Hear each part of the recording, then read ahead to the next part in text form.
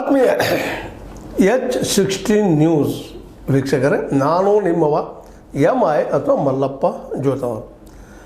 ಒಂದಿಷ್ಟು ಈ ಕೌಸಲ್ಗಿ ಗ್ರಾಮದ ಬಗ್ಗೆ, ಅದರ ಇತಿಹಾಸದ ಬಗ್ಗೆ, ಅದು ಯಾಕೆ ಇವತ್ತಿಗೂ ತಾಲೂಕಾಗಿ ಮಾರ್ಪಡಲಿಲ್ಲ ಅನ್ನೋದ್ರ ಬಗ್ಗೆ ಒಂದಿಷ್ಟು ಚರ್ಚೆ ಮಾಡಬೇಕು ಅನ್ನಿಸ್ತದೆ. ಯಾಕಂದರೆ ಇತ್ತೀಚೆಗೆ ಒಂದಿಷ್ಟು ನಮ್ಮ ಮಿತ್ರ ರಾಜು ಕಂಬಾರವರು ಈ ಕೌಸಲ್ಗಿ ಕುರಿತಾಗೆ ಪಟ್ಟಣ ಪಂಚಾಯಿತಿ ಇದ್ದಿದ್ದು ಹೊಳ್ಳಿ ಗ್ರಾಮ ಪಂಚಾಯಿತಿ ಮಾಡಿದ್ದು, ಗ್ರಾಮ ಪಂಚಾಯಿತಿ ಗ್ರೇಡ್ 1 ಮಾಡಿದ್ದು, ಇದು ಕೌಸಲ್ಗಿಗೆ ಮಾಡಿದಂಥ, ಕೌಸಲ್ಗಿ ಗ್ರಾಮಕ್ಕೆ ಮಾಡಿದಂಥ ನೀವು ಅನ್ಬೋದು.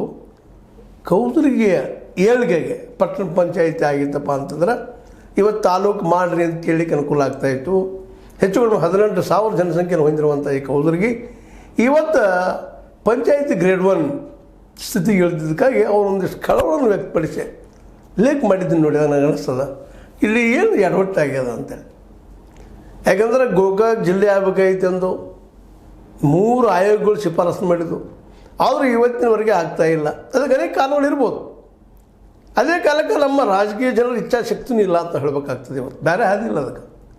ರಾಜಕೀಯ ಶಕ್ತಿ ಅಂದರೆ ಇವಾಗ ಗೋಕಾಕ್ ತಾಲೂಕು ಜಾರಕಿಹೊಳಿ ಕುಟುಂಬ ಈ ಒಂದು ಇಡೀ ಗೋಕಾಕ್ ತಾಲೂಕನ್ನು ತಮ್ಮ ಸುಪರ್ದಿಯಲ್ಲಿ ಇಟ್ಕೊಂಡಾಗ ಅಟ್ಲೀಸ್ಟ್ ಗೋಕಾಕ್ ಜಿಲ್ಲೆ ಆಗೋದು ಇವತ್ತು ಪ್ರಯತ್ನ ಮಾಡಬೇಕಾಗಿತ್ತು. ಮಾಡ್ತಾ ಇದ್ದಾರೆ ಅಂತ ಕೇಳಿ ಬರ್ತಾ ಇದೆ. ನೋಡ್ಬೇಕು ಸಕ್ಸಸ್ ಆಗ್ತಾರೋ ಇಲ್ಲೋ. ಅದೇ ಕಾಲಕ್ಕೆ ಕೌಸಲ್ಗಿಗೂ ಸಹಿತ ಅನ್ಯಾಯ ಆಗ್ತದೆ.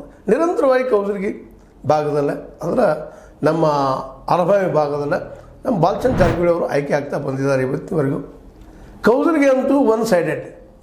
ಬಾಲಚಂದ್ರ ಜಾರಕಿಹೊಳಿ ಅವ್ರನ್ನ ಬಿಟ್ಟು ಮತ್ತಾರೂ ಅಲ್ಲಿ ಹೇಳಲಿಕ್ಕೆ ಸಾಧ್ಯ ಇಲ್ಲ. ಅರವಿಂದ್ ದಳವಾಯಿಯವರು ಸಾಕಷ್ಟು ಅಲ್ಲಿ ಪ್ರಯತ್ನ ಮಾಡ್ತಾ ಇದ್ದಾರೆ, ಆಗಿಲ್ಲ ಅಲ್ಲೇ. ಆದರೆ ಜನ ಇವ್ರ ಮೇಲೆ ವಿಶ್ವಾಸ ಇಟ್ಟಿದ್ದಾರೆ, ಸಣ್ಣಕ್ಕಿಯವ್ರ ಮೇಲೆ ವಿಶ್ವಾಸ ಇಟ್ಟಿದ್ದಾರೆ. ಇವರು ಇವತ್ತು ಇದನ್ನು ಪಟ್ಟಣ ಪಂಚಾಯಿತಿ ಅಟ್ಲೀಸ್ಟ್ ಮಾಡಬೇಕಾಯ್ತಲ್ಲ ಯಾಕೆ ಅನ್ನೋದು ಒಂದು ದೊಡ್ಡ ಪ್ರಶ್ನೆ ಅದ ಇವತ್ತು.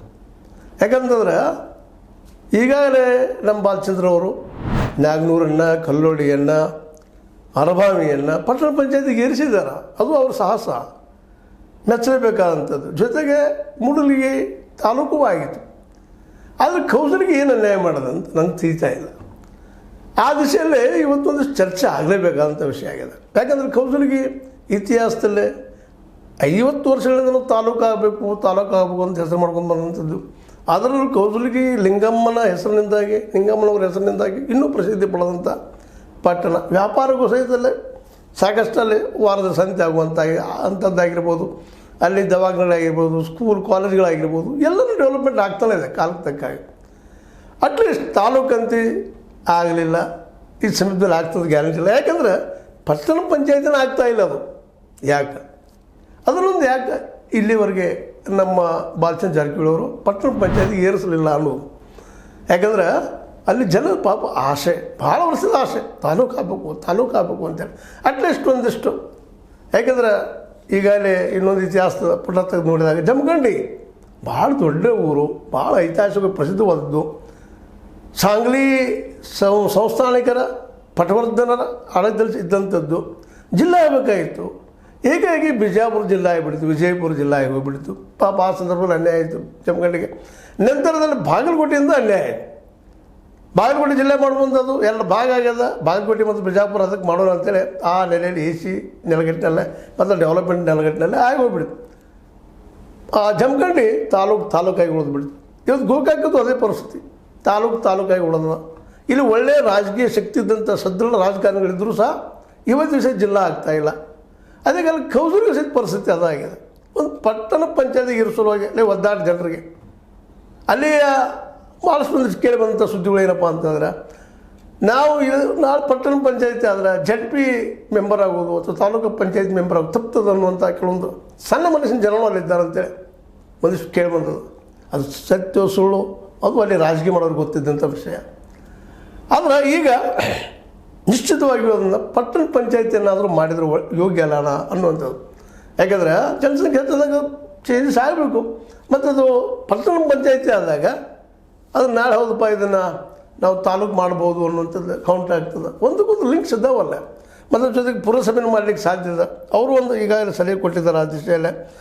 ಕರಡಿಗುದ್ದಿ, ಮನ್ನಿಕೇರಿ, ರಡ್ರಟ್ಟಿ ಇವೆಲ್ಲ ಸುತ್ತಮುತ್ತಲಿಂಥ ಹಳ್ಳಿಗಳನ್ನು ತೊಗೊಂಡು ಕೌಸಲ್ಗಿ ಏನಾದರೂ ಕೂಡಿಸ್ಕೊಂಡು ಪುರಸಭೆನೂ ಮಾಡಿರಿ ಅದನ್ನು ಅನ್ನೋಂಥ ಒಂದು ಸಲಹೆ ಸೂಚನೆ ಕೊಟ್ಟಿದ್ದಾರೆ. ಇದರಲ್ಲಿ ಯಾವುದಾದ್ರೂ ಒಂದನ್ನು ಮಾಡಲಿಕ್ಕೆ ಸಾಧ್ಯತೆ ಇಲ್ವೋ ಇವರಿಗೆ, ನಮ್ಮ ಜಾರಕಿಹೊಳಿ ಕುಟುಂಬದವರಿಗೆ? ಅದರಲ್ಲೂ ಮುಖ್ಯವಾಗಿ ನಮ್ಮ ಸತೀಶ್ ಜಾರಕಿಹೊಳಿ ಅವರು ಉಸ್ತುವಾರಿ ಇದ್ದಾರೆ ಇವತ್ತು. ಕೌಸಲಗಿಯ ಒಂದು ಜನರಿಂದ ಸಾಕಷ್ಟು ಅವರು ಅಧಿಕಾರಕ್ಕೆ ಬಂದಿದ್ದಾರೆ, ಒಂದು ಹಂತಕ್ಕೆ ಬಂದಿದ್ದಾರೆ. ಆ ಜನಕ್ಕೆ ಅದನ್ನು ಅಟ್ಲೀಸ್ಟ್ ಮಾಡಬಾರ್ದಾ ಅನ್ನೋಂಥ ಪ್ರಶ್ನೆ. ಇದು ಇಲ್ಲಪ್ಪ, ಅದರಲ್ಲಿ ಅದು ಈಗ ಸಾಧ್ಯ ಇರ್ತದೆ, ರಾಜಕೀಯ ಜನ ಒಪ್ತಾ ಇಲ್ಲ ಅನ್ನೋಂಥದ್ದು ಮತ್ತೇನೋ ಕಾರಣ ಯಾವುದೂ ಗೊತ್ತಿಲ್ಲ. ಬಟ್ ಅಲ್ಲಿ ಜನರಿಗೆ ಮಾತ್ರ, ಪ್ರತಿಯೊಬ್ಬ ಕೌಸಲಗಿಯ ವ್ಯಕ್ತಿಗೆ ಇದು ತಾಲೂಕು ಆಗಬೇಕಂತ ದೊಡ್ಡ ಬೇಡಿಕೆ. ತಾಲೂಕಂತ ಈಗಿನ ಮಟ್ಟಿಗೆ ಆಗ್ತದೆ ಅಂತ ಹೇಳಲಿಕ್ಕೆ ಆಗ್ತಾಯಿಲ್ಲ. ಯಾಕಂದ್ರೆ ಪಟ್ಟಣ ಪಂಚಾಯಿತಿ ಆಗೋದಕ್ಕಿಲ್ಲ ಒದ್ದಾಟ ನಡೆದದು.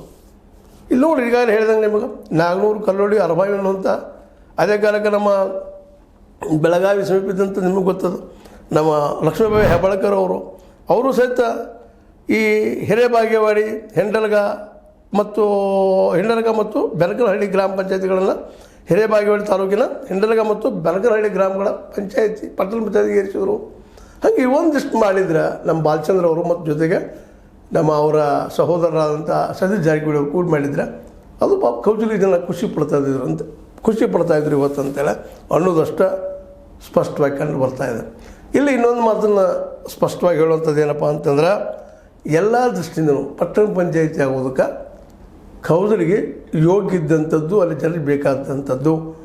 ಮತ್ತು ಜೊತೆಗೆ ಅದರ ಪುರಸಭೆ ಆಯಿತಪ್ಪ ಅಂತಂದ್ರೆ ಇವೆಲ್ಲ ಹಳ್ಳಿಗಳನ್ನು ಕೂಡಿಸ್ಕೊಂಡು ನಿಶ್ಚಿತವಾಗಿಯೂ ತಾಲೂಕು ಮಾಡಿರಿ ಅಂತ ಹೇಳಲಿಕ್ಕೆ ಅಲ್ಲಿ ಜನಕ್ಕೆ ಇನ್ನಷ್ಟು ಹಕ್ಕು ಬರ್ತದೆ. ಮತ್ತು ಆ ದಿಶೆಯಲ್ಲಿ ಪ್ರಯತ್ನ ಮಾಡೋದಕ್ಕೆ ನಮ್ಮ ಜಾರಕಿಹೊಳಿ ಸಹೋದರಿಗೂ ಶಕ್ತಿ ಬರ್ತದೆ ಅನ್ನೋದು ಅಷ್ಟೊತ್ತದ.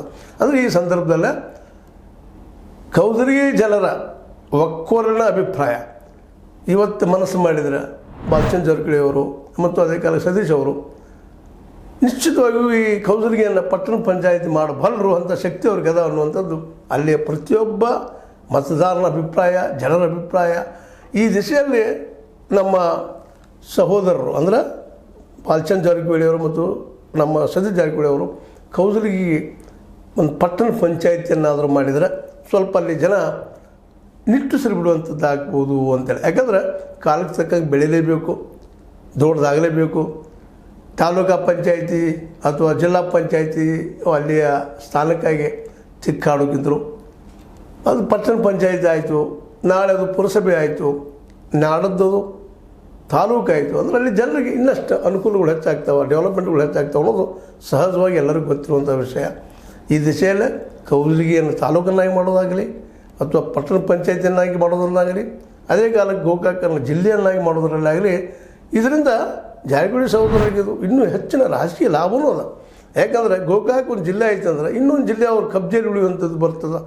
ಈಗಾಗಲೇ ಚಿಕ್ಕೋಡಿ, ಬೆಳಗಾವಿ ಎರಡೂ ಜಿಲ್ಲೆಗಳನ್ನು ಅಂದರೆ ಇಟ್ ಮೀನ್ಸ್ ಚಿಕ್ಕೋಡಿ ಜಿಲ್ಲೆ ಆಗೋದ್ರಲ್ಲೇ ಅದ, ಅಲ್ಲೂ ಕಬ್ಜಾ ಅದ, ಇಲ್ಲೂ ಬೆಳಗಾವಿನೂ ಕಬ್ಜಾ ಅದ. ಗೋಕಾಕ್ ಅಂದ್ರೆ ಇನ್ನೊಂದು ಜಿಲ್ಲಾ ಸಿಗ್ತದೆ, ಅದ್ರ ಜೊತೆಗೆ ಇನ್ನಷ್ಟು ಹಳ್ಳಿಗಳು ಸಿಗ್ತಾವೆ ಅಥವಾ ತಾಲೂಕುಗಳು ಸಿಗ್ತಾವೆ.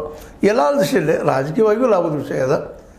ಜೊತೆಗೆ ಅಲ್ಲಿ ಜನಕ್ಕೂ ಅದು ಬೇಕಾಗಿದೆ, ಇವತ್ತು ನೀಡಿ ಅದ. ಹೌದಪ್ಪ, ನಮಗೆ ಇದು ಆಗಬೇಕು ಅನ್ನೋಂಥ ಭಾಳಷ್ಟು ಜನರ ಅಭಿಪ್ರಾಯ ಇದೆ ಅಂಥೇಳಿ ವರದಿಗಳು ಬರ್ತಾ ಇದ್ದಾವೆ. ಜೊತೆಗೆ ಅಲ್ಲಿಯ ಸರ್ವೆ ಮಾಡಿದಂಥ ನಮ್ಮ ರಾಜು ಕಂಬಾರ್ ಅವರು ತಮ್ಮ ಅಭಿಪ್ರಾಯವನ್ನು ಸಹಿತ ಈಗಾಗಲೇ ತಮ್ಮ ಪತ್ರಿಕೆ ಮೂಲಕ, ತಮ್ಮ ಬರವಣಿಗೆ ಮೂಲಕ ತಿಳಿಸಿದ್ದಾರೆ. ಇವೆಲ್ಲ ಏನು ತೋರಿಸ್ತದಪ್ಪ ಅಂದ್ರೆ ಇಲ್ಲಿ ಪ್ರಾಪರ್ ಇದ್ದಂಥ ಜನರಿಗೆ ಇದು ಪಟ್ಟಣ ಪಂಚಾಯತ್ ಮಿನಿಮಮ್ಮರೇ ಆಗಲ್ರಿ, ಇಲ್ಲ ಪುರಸಭೆಯಲ್ಲೇ ಮಾಡಿಕೊಡ್ರಿ ಅನ್ನುವಂಥ ಬೇಡಿಕೆಯನ್ನು ಪತ್ರಿಕೆ ಮೂಲಕ, ಪ್ರಜಾವಾಣಿ ಪತ್ರಿಕೆ ಮೂಲಕ ಜನರ ಮುಂದೆ ಇಟ್ಟಿದ್ದಾರೆ ಮತ್ತು ಜನನಾಯಕರ ಮುಂದೆ ಇಟ್ಟಿದ್ದಾರೆ. ಇನ್ನು ಅವ್ರ ಮುಂದಿರುವಂಥದ್ದು ಏನಪ್ಪ ಅಂದ್ರೆ ಇವುಗಳನ್ನ ಈಡೇರಿಸ್ಕೊಡೋದು. ಜನರ ಮನದ ಮಾತನ್ನು ಈಗ ತಿಳಿಸಿದ್ದಾರೆ ಅವರು. ಆ ಮನಸ್ಸಿಗೆ ಇವರು ಒಂದು ಪ್ರೋತ್ಸಾಹ ಕೊಟ್ಟ ಅದನ್ನು ಪಟ್ಟಣ ಪಂಚಾಯಿತಿ ಗೋಕಾಕನ್ನು ಜಿಲ್ಲೆ ಮಾಡಿದರೆ ನಿಶ್ಚಿತವಾಗಿಯೂ ಗೋಕಾಕದ ಜನ ಈ ಕುಟುಂಬಕ್ಕೆ ಒಂದು ಗೌರವವನ್ನು ಸಲ್ಲಿಸುವಂಥದ್ದಾಗಲಿ, ಪ್ರೀತಿಸುವಂಥದ್ದಾಗಲಿ ಇನ್ನೂ ಹೆಚ್ಚಾಗುವ ಸಾಧ್ಯತೆಗಳಿದ್ದಾವೆ ಅಂತ ಹೇಳ್ತಾ, ಇದು ಕೌಸಲಗಿಯ ಕುರಿತಾಗಿ ನಮಗೆ ಕಂಡು ಬಂದಂಥ ತಿಳಿದಂಥ ಕೆಲವು ವಿಷಯಗಳು ಇನ್ನೂ ಇರ್ಬೋದು.